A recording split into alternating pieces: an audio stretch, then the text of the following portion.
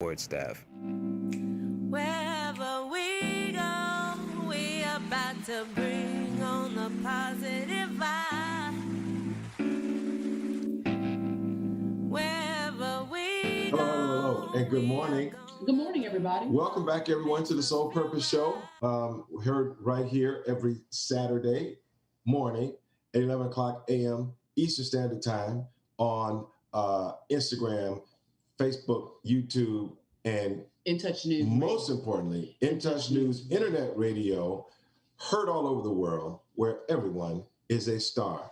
Our hosts, both of us are back. My superstar, is back in the studio this morning. You talking about yourself? Talking about me? My superstar. Oh, you're a superstar. That would be me. Hello, everybody. How are you doing? Look, she know what time it is. So, hey, listen, we're back.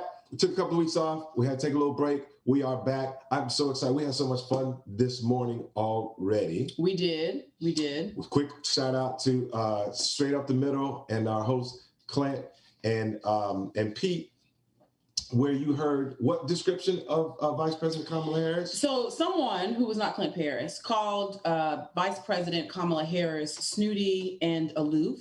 And although that's not the topic of our conversation on this morning, I would like to push back strongly on those characterizations of Madam First Vice President. She is neither snooty nor aloof. You probably should just up your levels. The opinions heard on Straight Up the Middle and Soul Purpose Show are the hosts. These are my opinions only. I love Pete, but I push back. Of In Touch News, they're not the opinions. On that characterization. We got to do a show together. I need y'all brothers to level up. We have got to do a show together with Straight Up the Middle. Listen, anyway, today. So this is the Love Maze. The last time I think you may have seen both of us together, we talked about the Love Maze. What is the Love Maze? The Love Maze describes relationships because that's what it is. Relationships are like a maze. There's no straight line between, kind of 2 points, like from not in a relationship to a successful relationship. You got to navigate. That's true. You got to coordinate. I agree with that. Why would we have so much fun this morning? What happened this morning? So I don't know how. Oh, I was on Facebook and somebody mentioned. Somebody posted a post about the Different World episode where Dwayne comes and hijacks Whitley's wedding to Byron Douglas III. To Senator Byron Douglas. And so the meme was that. Somebody took a snapshot of Byron's face when Whitley turns around and Dwayne is doing what he's doing in the background. And they said, just think Byron Douglas, one day he's about to marry the most beautiful woman in the world. And the next day, and then he goes off to become like an assassin. Daddy Pope on Scandal, which I thought was pretty funny. But it motivated me to get up this morning and watch Different World, that particular season. Yeah. And I don't know if I watched the whole season. No, you watched enough of it leading up to we watched the wedding episode, leading up to the wedding episode, and it really kind of took us back to, for Black culture, it goes back to like, where were you? Like one of those where were you moments, right? Correct. Like all of us of a certain age remember, like, where were you when Dwayne Wayne busted into Whitley's wedding? Like, you remember where you were and who you were with? Right. I don't remember. I don't remember where I was, but I do remember my reaction. And I was telling him, I said it was funny to kind of see the evolution of Dwayne Wade. So when Different World started, he was this nerd with the flip up glasses, really geeky, was pining after Denise. And she was like, oh, you're kind of weird. And then he evolved into this really, what I would say, just real smooth brother that had like the leather thing over his backpack, and he was wearing his glasses, and he was an engineer and became a professor. And I liked Dwayne Wade. I had a crush on Dwayne Wade. And I like Byron too, but I can't say I was overly upset that, he interjected in that wedding. But I thought that Dwayne went from nerdy to cute, but I've always liked nerds. Brothers thought Dwayne Wade were, are we calling Dwayne Wayne? Excuse me, Dwayne Wayne. Did I say Dwayne Wade? I meant Dwayne Wayne. We may have. But brothers thought Dwayne Wayne was cool. But more than that, in real life, what we were impressed by was his ability to pull, like, in real life. Because we were like, wait a minute, so Kadeem Hardison is with Shantae Moore? Like, but Kadeem Hardison is not, he's like from New York, I think he's from the Bronx or Brooklyn or whatever. Has this real suave, whatever.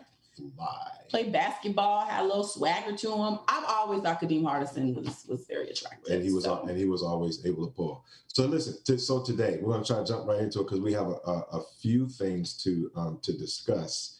Actually, only one subject. There's two subjects. So shout out to Afrogist Media, afrogistmedia.com. It's a kind of a Afrocentric Black blogs spot. So we wanted to give them credit for one of the blogs, or actually two of the blogs that came up that kind of caught our attention, because the Love Maze really is about helping people navigate. And there was two very, very interesting blogs. One was called 12 Signs That You Should Look Out For in the woman that you are dating to make sure she is a good Black woman.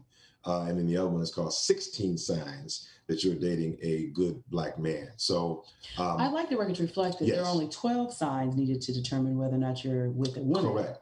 And 16. Yes. So this whole concept that men are less complicated than women. Well, we're gonna deal with that. The title of this would prove that it's wrong. So here's a Y'all cool need part. more signs. Here's the cool part. Cool part is I've not read her list, and she has not read mine.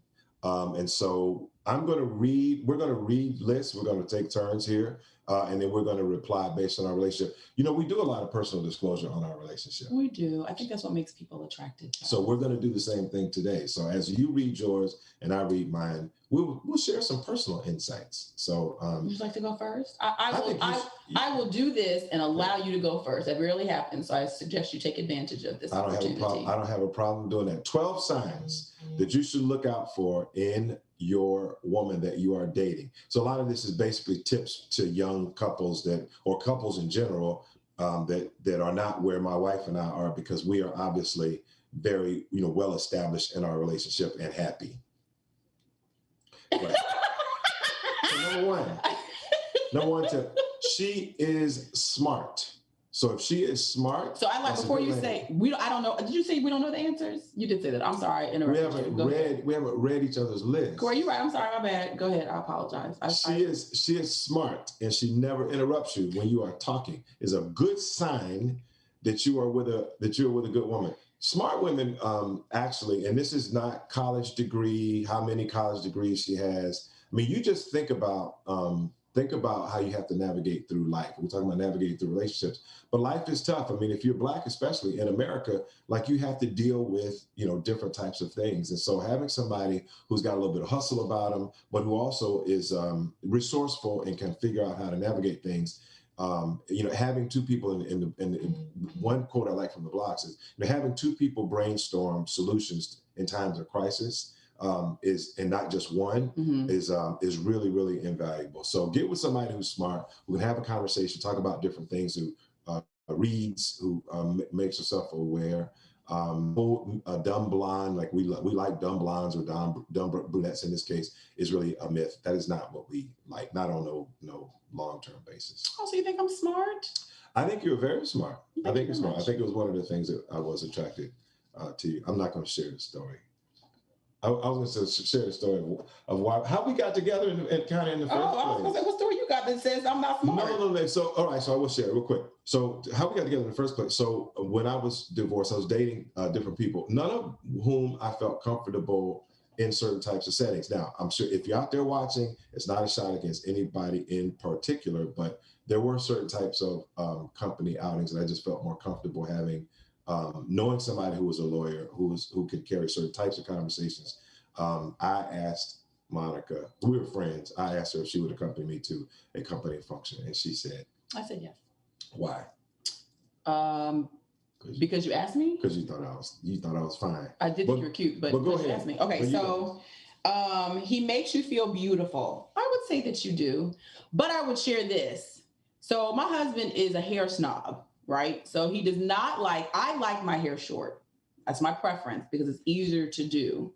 Okay. He does not like your hair short. No, you don't like my hair short. Your hair short. So you like short hair? It just depends. Everybody has different.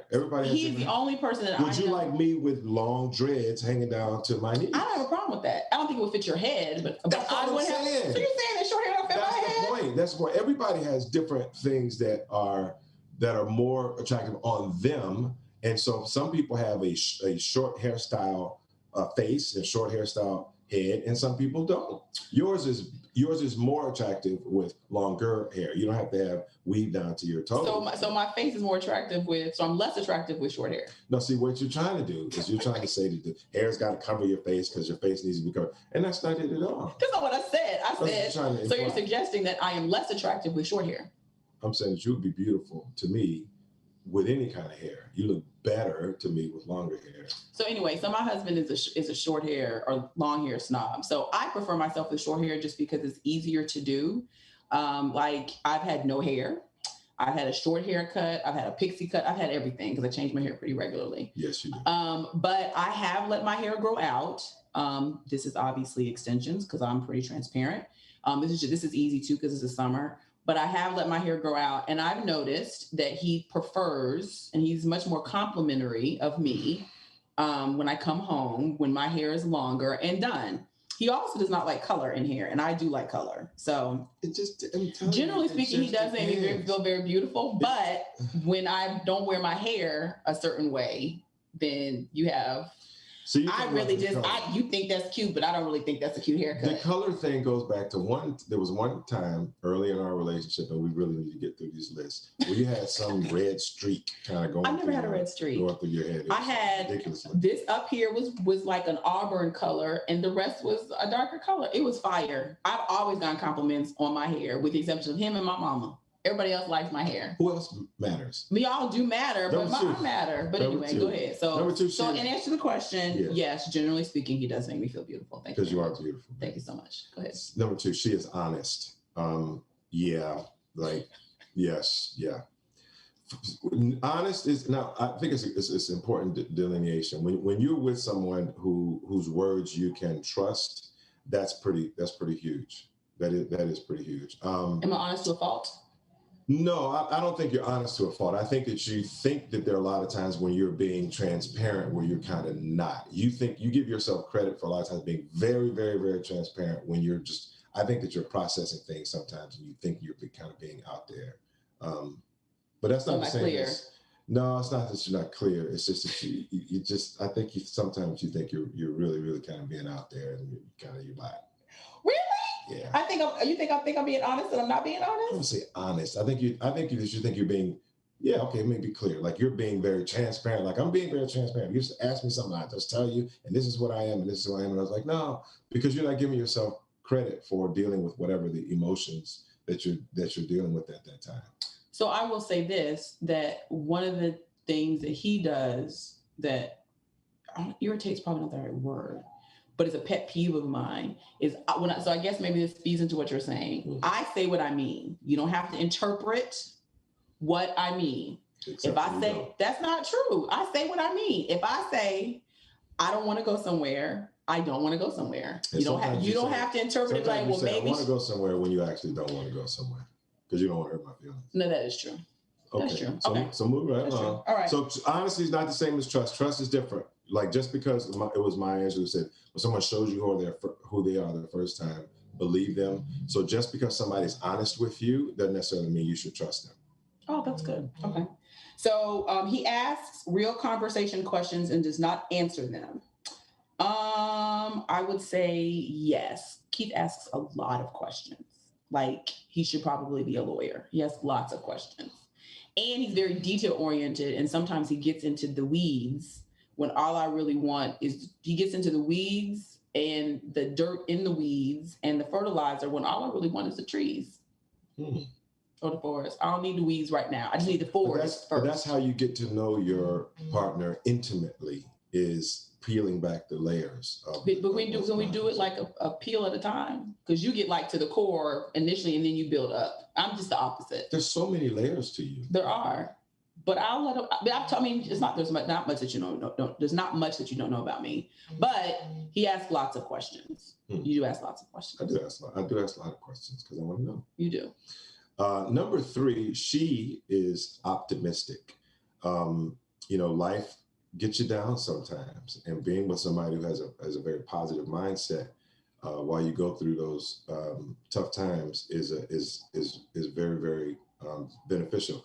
I will share. I'm just gonna say his name is John because you don't know who he is. I don't even think we're Facebook friends, so you can't find him. But one of my good friends, his name is John. he said to me years ago, it was a quote that just haunts me to this day. We were talking about relationships. And John said to me, he's like, yeah, brother, you know, I ain't one of those cats that want to go home to a woman that has her face all twisted up all the time. And when he said it, it sounds like it's just a really kind of a casual comment, but it was deep, like it hit me hard because a lot of guys that I know and a lot of guys that I knew who have gone through tough times in relationships, one of the things that they complain about is just the energy, the negative energy that their significant other brings, because life is hard enough as it is. And sometimes I think it's subconscious. I will jokingly say to you, stop twisting your face up. Yeah, like, you do. Like straighten up your face. Like, and it sounds kind of paternalistic, but what I'm really saying is, you know, we have so much going for us that's positive, and we're Christian folks. We're people of strong faith. So when life gets you down, I mean, sometimes you have to just kind of, you know, because I don't necessarily need that negative energy all the time myself. I want to give you positive energy, and we have to encourage one another to stay positive. But yeah, my wife is very optimistic because we've been through tough times. You always keep it pretty. I try to, and then sometimes he'll say stop scrunching up your face, and I have what's called an RBF, resting. I won't say what the word B is, face. And it really just is how my face is just when I'm really not thinking of anything. And it can look like a scowl, but generally it's not a scowl. I'm just kind of either deep in thought or I'm just expressionless. Because if I'm upset, you'll know that I'm upset because I don't really hide the fact that I'm upset. That's pretty accurate. Yeah. He has a sense of inspiration. Excuse me, the definition here says a good black man possesses unshakable character. And I think anybody that knows Keith would say that he's a man of high integrity and character, which is one of the reasons why I was attracted to him and married him. So I would say absolutely. He's definitely inspirational for other people. And sometimes, I've told you this, I want him to be more inspirational for himself. I want him to think more positively about his circumstance and situation because he provides inspiration and pours into people on a regular basis. And I often want other people to pour into you, which is why I'm so defensive of you and want you to pour into yourself. So thinking more positively about circumstances and then not sweating small stuff because legitimately, most of it is just super really small. I really appreciate that. And I will tell you that it goes with my nature, which is to be very hard on myself. And when I'm very hard on myself, I get disappointed because I don't meet the mark a lot of times. So no, I think you do. I think we're fine. We're not starving. We're not eating, the lights are on and we're doing all right. And we've had to make some professional changes for a family that we want and we're cool. So, so he is inspirational. I think he pours into others much more than he pours into himself. So that's always something that I push back on, which is why I tell you, why are you worried about these? I say it in a much harsher tone, but why are you worried about these people? Focus on doing you. Focus on you. Right. Don't I say that? You do a lot. Right. A lot. Okay.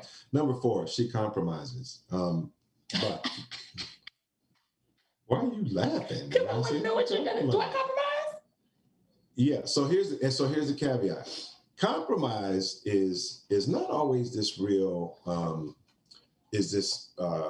Diplomacy, like this period of diplomacy that people go into where they have to say, okay, well, let's reach some kind of agreement.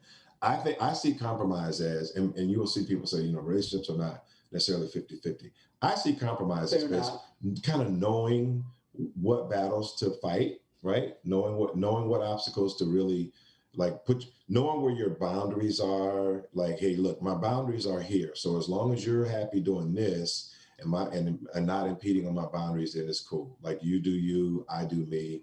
That's what I see as compromise, because we're both, Monica and I are very strong-willed people, and we both have very strong opinions about things, and we can easily kind of get down into the weeds of feeling strong about an opinion. But we'll talk a little bit later about how we fight. But I think we're a good mix of giving each other enough space to just say, look, we can do this as long as we know where our boundaries are. We can be 60-30, 60-40, 70-30, whatever. And since we started with the Cosby Show reference, some people may remember there was a Cosby Show episode where Cliff suggested to Elvin that when him and Sandra were in an argument, just to kind of do this. In a relationship, particularly when you have two strong-willed people, somebody has to be the person that says, you know what, you have it. Let's go to our separate corners, figure out what it is that you're dealing with or how we can kind of work through it. Because you never want to say something that you can't take back. And words are power. And so you never want to say things that that you can't take back. So we get on each other's nerves often and frequently, really about stuff that matters, I think, not about, sometimes it's about trivial things, but usually it's something about stuff that matters. And one of us has to be the one that says, you know what, I'm not going to continue this conversation. Life is about balance. I think most times it's me. What did I say? Mm-hmm. Did you say that? Yeah. And the other thing that I think is that we're different personality types. So Keith is an introvert, probably an intro extrovert, more intro extrovert. He's kind of a combination of the two. And I'm an extrovert, but can have introverted moments. I get my energy from people, but I can have introverted moments where I just can veg out and binge watch a TV show on the couch and don't want to be bothered. And twist up your face. Probably, but I'm focused on the television show. Mm-hmm. So that was a challenge, not a challenge, but that's one of the things that we just have to navigate in terms of just kind of the compromises. I know that sometimes he just needs his time, just to kind of let him do whatever he needs to do to kind of get his energy back, and vice versa.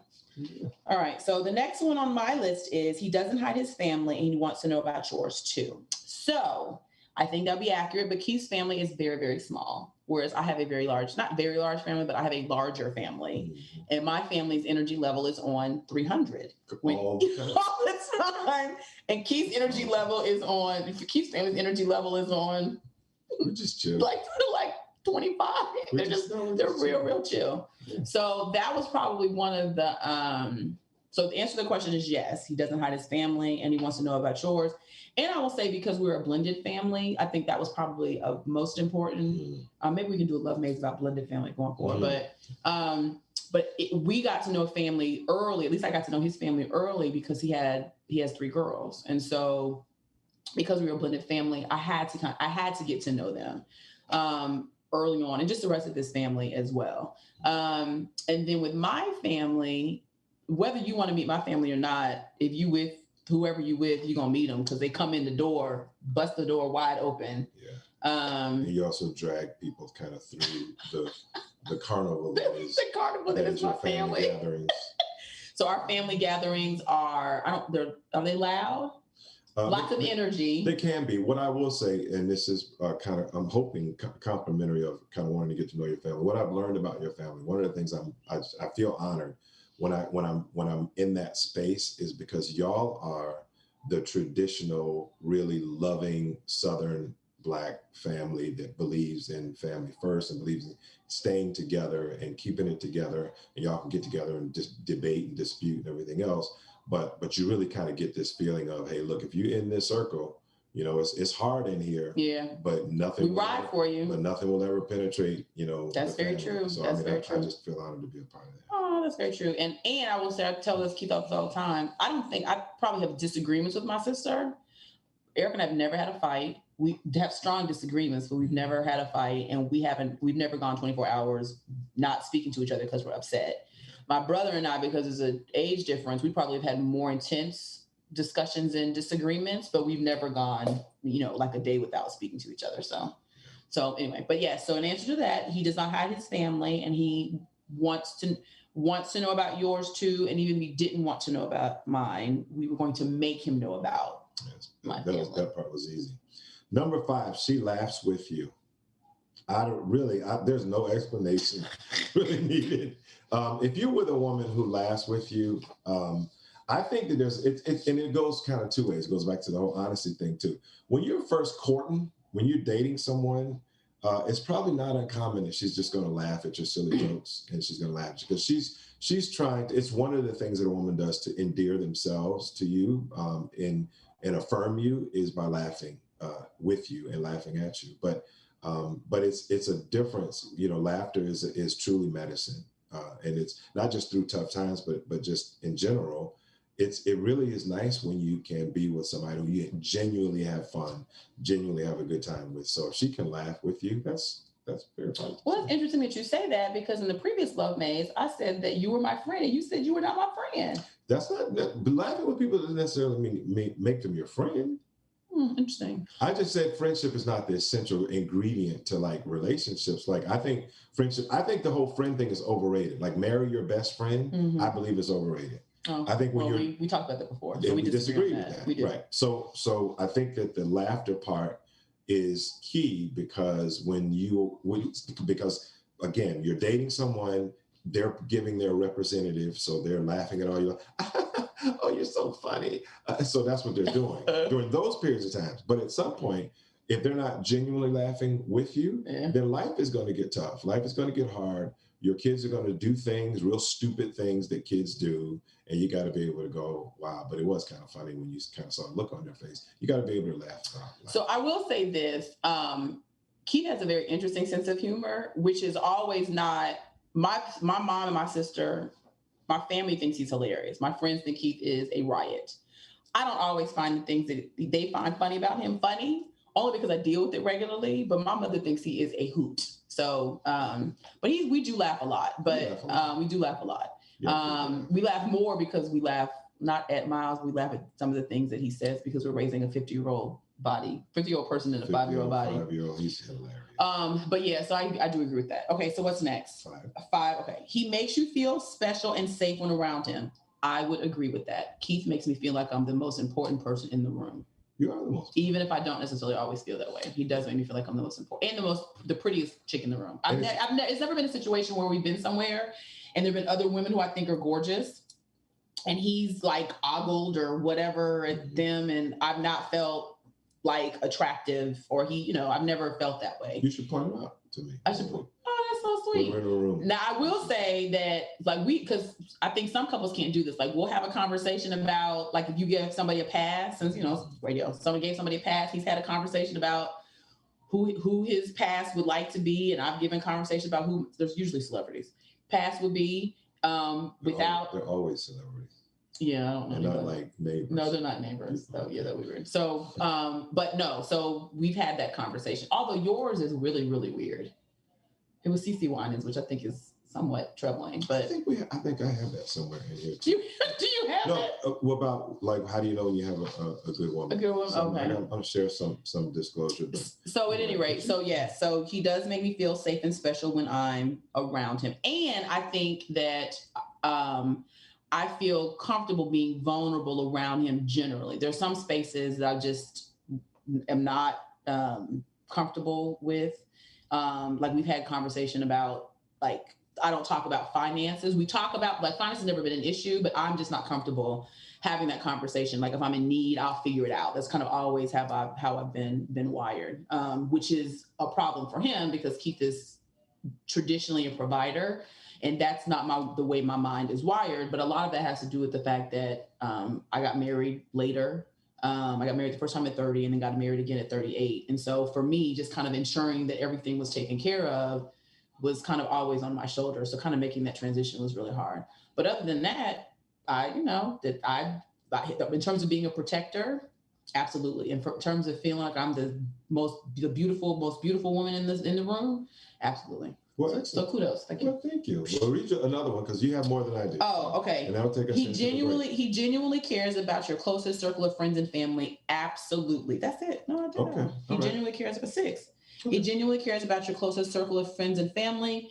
Absolutely. All of my girlfriends love Keith, and they consider him brother because he, as I said, pours into them, and they can call him if they need advice and counsel. I think my sister feels the same way.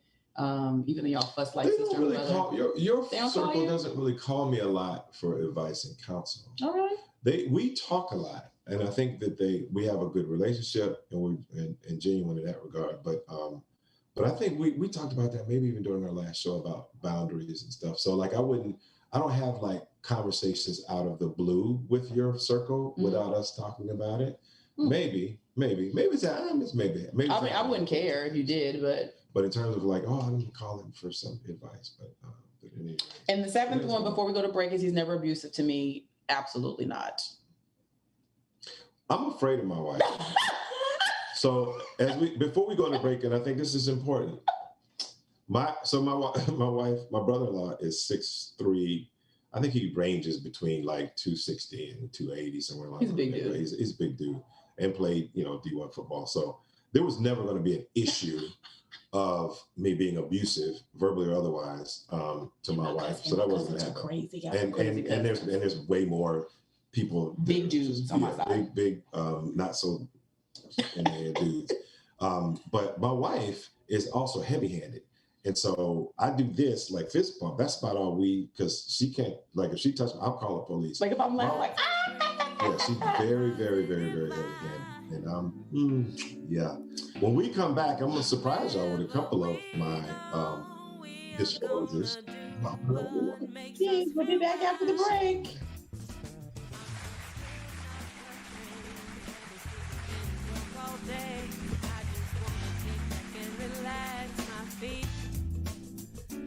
Listening to Tampa Bay Tammy, Your girlfriend. on In Touch Radio. In Touch Radio. We're playing your favorite old school.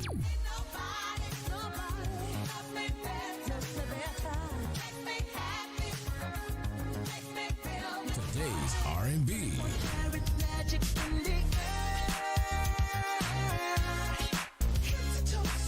With a smooth touch of jazz. You're listening to In Touch Radio. Family, it's LA celebrity lock stylist Bray here. I am so excited to announce that I'll be returning to your city for a very special 2-day event at Tampa's very own My Shade and Texture at 4202 East Bush Boulevard. On Friday, June 11th at 7 p.m., join me for a free intimate conversation about lock hair care and maintenance. There will be light food, drinks, and prizes in store. And on Saturday, June 12th, stop at my pop-up shop and learn why customers love my vegan lock and twist cream, lock detox, and hydrating oil. To register for the event, please visit www.locksbyb.com. Again, that's www.locsbyb.com. Hope to see you there. Wherever we go, we about to bring on the positive vibe. Wherever we go. Hello, everyone. We are back from break. We were just talking. If you saw us talking, we're streaming live on Instagram as well. So we're talking to our Instagram family who may not also be our Facebook family, but we're trying to ensure that everybody is connected. So I'm trying to look at our chat. Commercials. Let's see. Maybe we turn our volume up a little bit. I did. They played our music. We're back. Okay. We're back. So listen. So today's show we thought would be cool to take a blog from Afrogistmedia.com. Can you get in your phone? This is about trust. I don't have his password. I don't have his password. He don't have my password, but I don't have any issues. Go ahead. I'm sorry. I can give my password as soon as we're off the air. I don't need it, but go ahead. Listen, so we're talking about the signs that you should look out for in a woman to know that you have a good Black woman.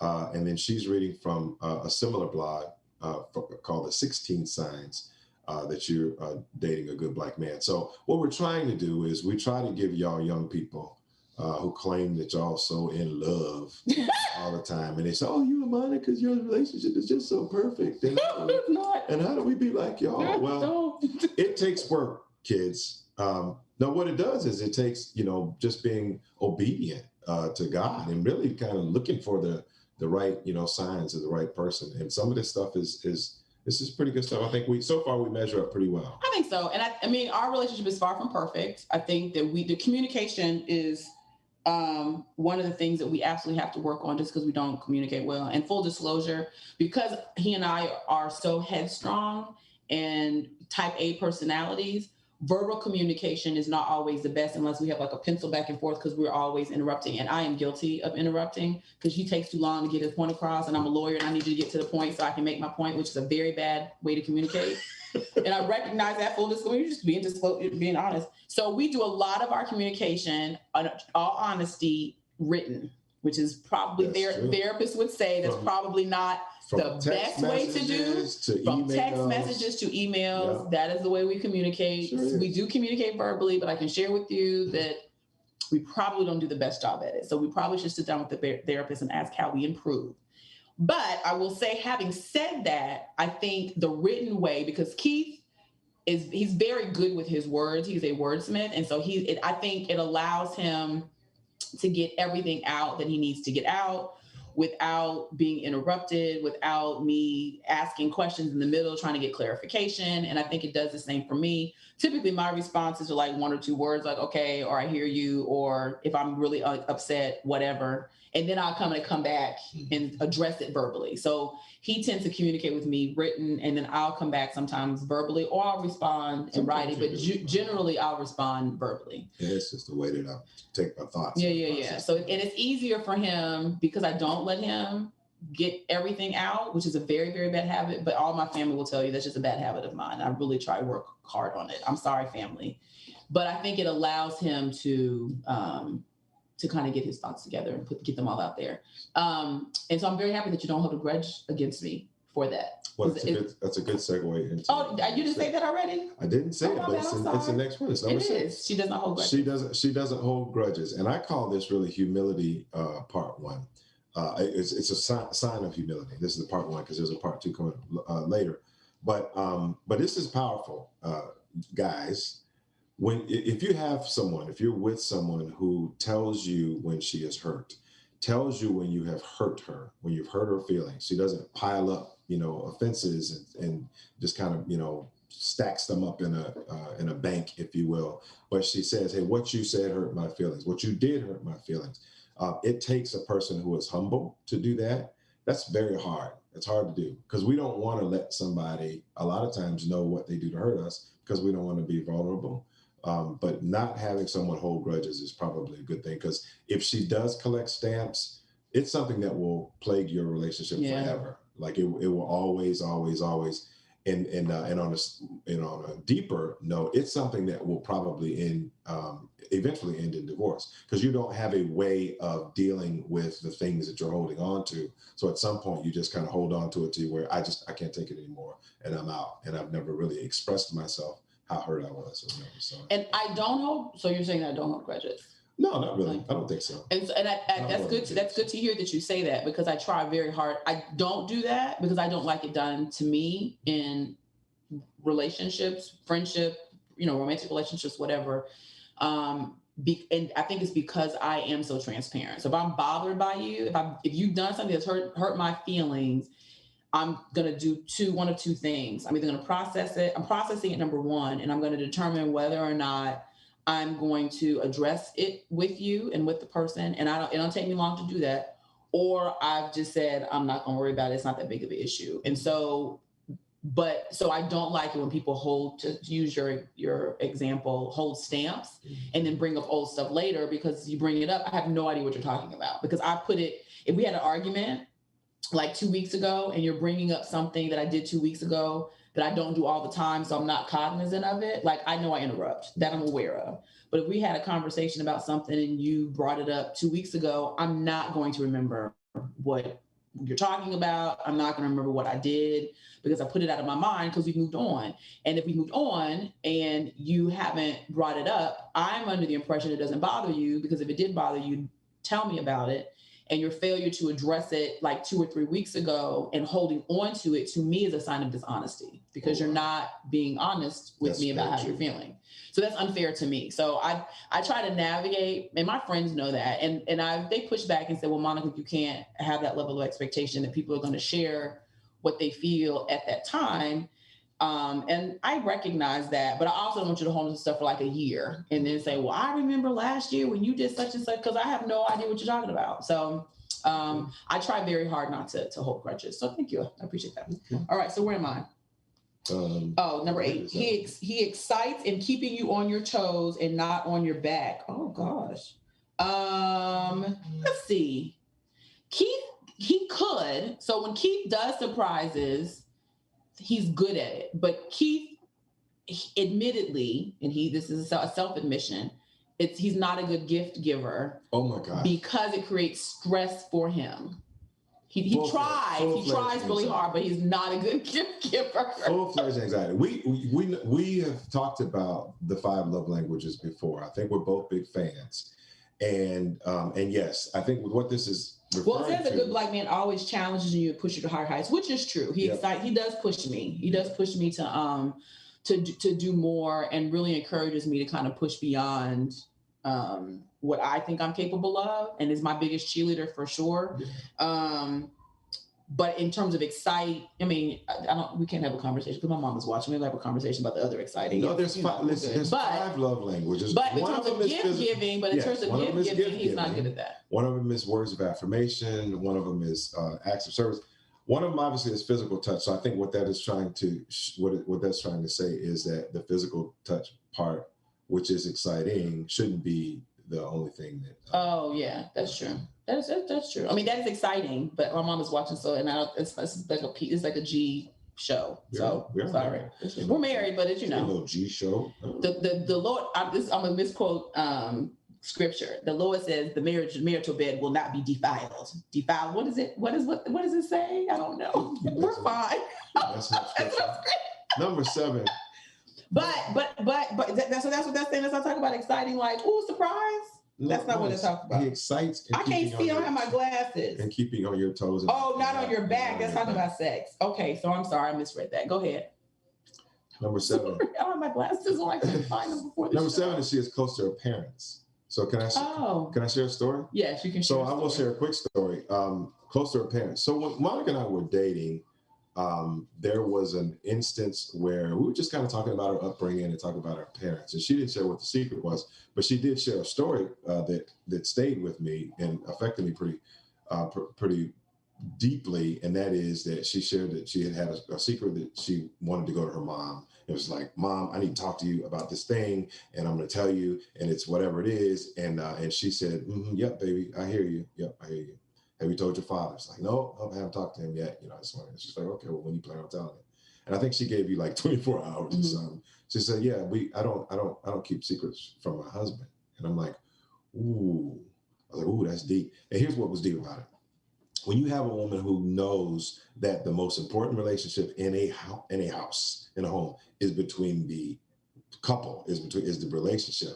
Even when there are children involved, even when there are bonus children involved, even when the most important relationship in this house is like, that's my husband. I'm not keeping secrets from my husband. Don't get it twisted. I had you, I can have some more of you if I want, but this is my bond, my life, my whatever. At some point, I can have some more of you. At some point you turn 18 and y'all are gonna be gone, but this is the bond that's most important to me. So when you shared that story with me, that was powerful, powerful, powerful. And it's not just, you have to find a woman who has her good relationship with her father because she's got daddy issues or whatever. Like that's secondary to make sure that she has a rapport with her parents where she understands like the dynamic of a marital relationship. Yeah. And my mom is very good at this. She made it very clear that my dad came first. She made that very clear to all of her children. Like, she told us that she did not want to be a grandparent before she was 70. She's probably going to kill me for sharing that. And she also, like when we would, so my father was an attorney. And so he encouraged his children to have their own opinions and to express those opinions, obviously in a respectful manner. But my father was not shy about allowing us to engage in debate with him about issues and to assert our positions on something that we wanted. So if we wanted something, he was open to allowing us to use our ability to argue to try to convince him to change his mind. It didn't always work, but it was developed skills, which is probably why 2 out of the 3 are lawyers, and my brother should have been, but did not desire to do that. So I remember my mom very clearly saying to that point, okay, now you're talking to my husband. Right. So now it's beyond daddy. Now you're talking to my husband, and that's not going to work. So she definitely put husband first, and my dad put wife first. And I know that makes some people. It goes both ways. I think that makes people sometimes uncomfortable. My parents were very, very clear that they were here before we got here, and once we leave, they'll be here. And then I remember my dad when he was, he knew he was sick, and it was inevitable he was probably going to pass. Was very clear to the 3 of us that his expectation of us is we take care of his wife. He was very clear about that. Crystal clear. All right. My dad was similar. Yeah. So let's see. Where am I? He understands that fine may not be fine. Oh, do I say fine? Like, do I do that? So what that means is, if we're arguing and he says, well, how are you feeling? How are you doing? I'm fine. And understanding that when you say I'm fine, that don't really mean fine. You have to ask 5 more questions. Do I do that? I don't think, do I do that? Or maybe not even fine, just I'm good. Do I do that? Not a lot, because you are expressive. Okay. You are expressive. I think what that is saying is that your mate understands that that you might not always be fine just because you say you're fine. He's good. That's pretty good. You are good though about asking, what's really going on or what's wrong. You are good about that. Generally, it's not, because I am so expressive, and if something is bothering me, I will tell him. So generally, when he's like, well, what's going on and how are you feeling? There's really nothing going on with me. I'm just, have the RBF. But I think you do a pretty good job of that. I think you do a good job. Moving right along, she is generous.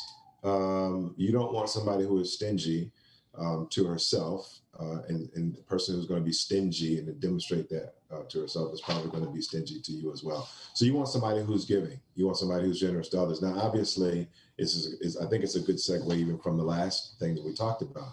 You want somebody who is giving internally and externally as a rule, but you don't want somebody who's so giving externally. And I think of church examples all the time, because there are a lot of good women who are in the church, and they will be at the church 7 days a week. Mm-hmm. They're this ministry and that ministry, and they're feeding the homeless, and they're taking care of this, and they're the pastor's appreciation or whatever. So they're giving so much of themselves externally that they're not taken care of. They're not also giving, at home and giving in the relationship. So just be mindful of the fact that you do want somebody who is generous in general. And I think you. Okay, well, good. Sure. Let's see where we are. He respects you. Absolutely.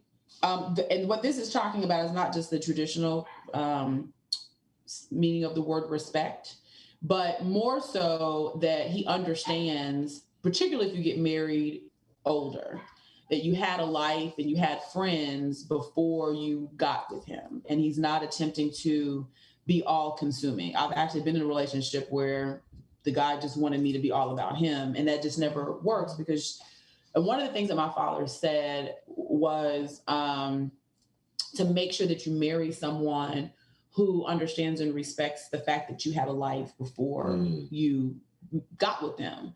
And that you encourage me time, encourage your friend time. So one of the things I do appreciate about Keith's, couple things. Number one is that we had this conversation with his daughters because there's a 10-year age difference, and there may have been some belief that I was with their daddy because he was at the time vice president of a hockey team. And I appreciated the fact that he intervened and was like, oh no, Monica is a professional. She's got her own house. She's doing her own thing. This is really a partnership where we're each bringing something to the table. So I did appreciate that. And then Keith is very good about, when he sees that I need girl time, that he will call my friends and say, y'all better without me knowing, y'all need to come. We'll say, come get your friend for put her probably before you put me out. And do whatever it is that y'all do. And it works all the time. He does. You really like, to have that time for yourself. I do. Rejuvenate and reconnect and whatever, because you come home, you're a different person. But I feel guilty. So I do feel guilty. The reason I don't do this is because I feel guilty doing it. But he is very good about that. You should. So I'm going to jump to the next one, which is kind of a news flash to most people who watch us. She is calm during a fight. Calm during a fight. Now, I'm not going to sit here and say that my wife, who's very strongly opinionated and very loud, is always calm during a fight. But here's the newsflash. Between the two of us, you were alluding to this earlier, like in terms of knowing how to fight, knowing how to have a fight. My wife is the one that will always 100% step in and say, let's put this into perspective. This is a disagreement. That's what this is. And people are going to disagree. Couples are going to disagree. So we may have very, very strong opinions about something. I may not like her at all. Like I really, really don't like you right now. And I'm ready to just, kind of flip the house upside down. And she's like, all right, well, listen, we're just going to agree to disagree. We're going to de-escalate. We're going to bring it down to another level, and we're just going to recognize this for the fight that it is. And that takes me to a whole different, What I also say is it's nothing but the devil, and we're going to pray this out. That's what I also say. To accuse. I accuse it Satan because the Lord has put this together, and I rebuke Satan trying to intervene and create confusion in the midst of this holiness. Okay. Just because you be wrong. Okay, whatever. So where was I? He listens to you is not all about fix me. That's very true. That is very true. Keith is not, I think if there's I don't try to fix him, but if there is something, like I just said, encouraging him to pour into himself, I'm good at that. And it frustrates me that, when he doesn't do it. But he's not, he does listen and is not one of these people that is looking at me to fix who he is. And I don't have a problem admitting to our viewers that it's hard. It's hard for me. First of all, there is a 10-year age difference. Yeah. There are some life experiences that I've had that I see and I go, you know what? I've seen this before. If she would just listen to me, I'm going to tell her what not to do. And I have to pull myself back from that. And sometimes just kind of allow me to find out. Just go through whatever it is. Yeah. But he does listen. He is a very, very good listener. I've got that's you are. Do you want me to do too? Yes. He honors your boundaries. I don't know what that means. It says when you say I'll be meeting a friend tonight, she says you'll be missing, but I'm okay since you'll take care. Insecurities and egos apply, but they don't hinder him from being honest. So I don't know what that means. I mean, we tell each other stuff. So if he says he's going to dinner, you told me the other day we're going to lunch with some woman, and I was like, okay, whatever. Yeah. And then I reached out a couple of weeks ago, and one of my friends a man was from out of town, and one of my male friends here called and said, Monica, you want to go to dinner with me and old boy? And I was like, sure. I called him, said, can you get Miles? And I went out with 2 dudes. So I think part of it is, I didn't mean it like that. I wasn't met my friends who were men for dinner. But those are definitely boundaries, though. Those are boundaries. You have to establish in your relationship, where are those boundaries? Are the boundaries that you're going to say, well, no, you can't do that? Or are the boundaries that, look, we're just going to keep open communication with one another? And people going to cheat. If you're going to cheat, you're going to cheat. Yeah, cheating is cheating. So we're going to do again? How many do we have left? Sure. Okay. He's intrinsically self-improvement. We've kind of already talked about that. I think that that's something that you could work on. I don't think that you give yourself, will say that he's right all the time just to irritate me. And sometimes usually he is right a lot, but I don't think that he gives himself enough credit in terms of building himself up and recognizing what a power force he is to people, to the community, to the organizations that he's in. Well, thank you. I mean, that's the truth. So, I mean, Which is a good segue to the 10th one. She is crazy about you. Love is raw, and it is displayed raw. And you want somebody who is crazy about you and wants to be involved with you all the way. I've said to young guys when they find somebody, and it's, again, we go back to we're best friends and we complete each other's sentence and we're just like, whatever. Can she fight? Is the question. You want somebody who's like, that is my man. If you mess with him, you got to mess with both of us. I will pick up something or whatever it is. Like, or do you have somebody who's like really, really, really down for you? Like that's a valid question as opposed to, you're kind of. And I think that most people will know that I absolutely ride for this man. He has to calm me down when I feel that people are mistreating him or doing things or saying things that are against who I know him to be. And I am one of those people that will, whether it's social media or somebody in their face, I will absolutely say something to somebody. The consequences be damned, just because I know fundamentally who he is. And so if you do something or you say something to him that I feel is going to affect him, not even me, it's him, I'm absolutely going to have something to say. Okay. So let's see. Some of these I've already talked about. He works to gain your trust. Yeah. I think absolutely. Without trust, there's no foundation for love and respect. I do trust Keith. Yeah.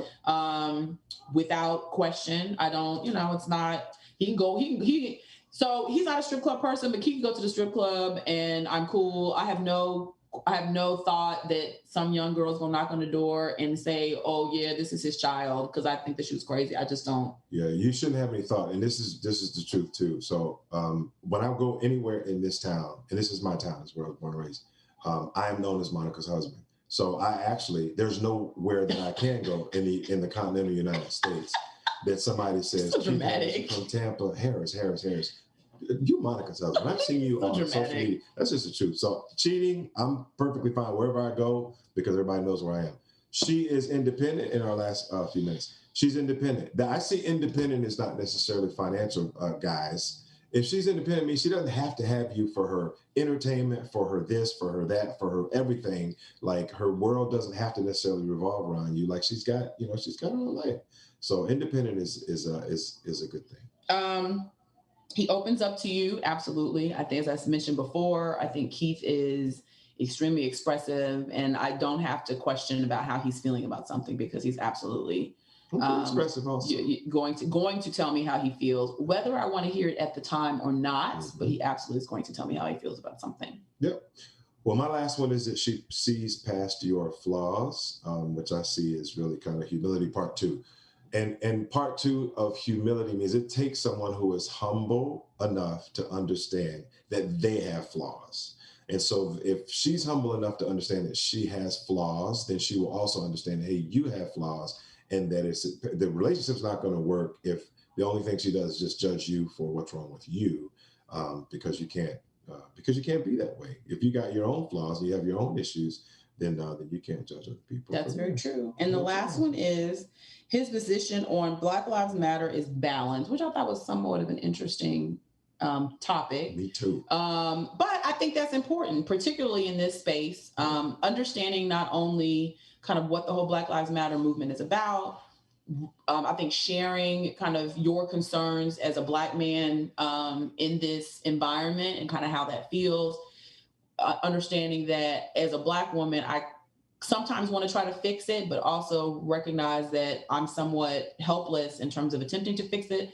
And then the good thing about Keith is equally as bothered and upset about oppression towards Black women. So I think that's extremely important. So recognizing how Black Lives Matter, the Black Lives Matter movement and all of these issues are impacting Black men, but also being honest and aware of the impact that this same situation has on Black women, and that Black women are being abused, not necessarily at the same level, but are being abused, and we just aren't talking about it. So I think you do a good job of that. Well, guys, listen, I think it's a good way to close our show out. Like we're talking about the whole Black Lives Matter. I mean, Monica and I are unapologetically, here for the uplift of our community, and relationships are real. And if you find somebody that is really kind of down for you, it's going to help you navigate through this space. I mean, it's tough. I mean, this is a racial reckoning that the entire country is facing, and some would say the whole world is facing.